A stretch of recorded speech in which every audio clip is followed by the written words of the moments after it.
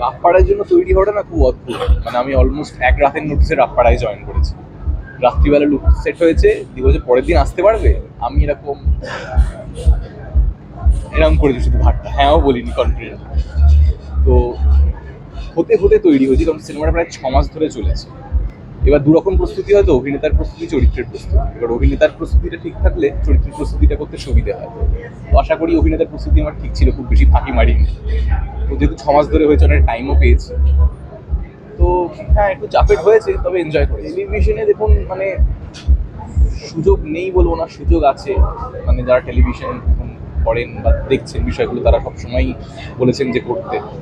এবার আমি এখনো বুঝে উঠতে পারছি না যে থিয়েটার সামলে টেলিভিশন কতটা করতে পারবো, বা টেলিভিশন করে সিনেমা সিরিজ কতটা করতে পারবো।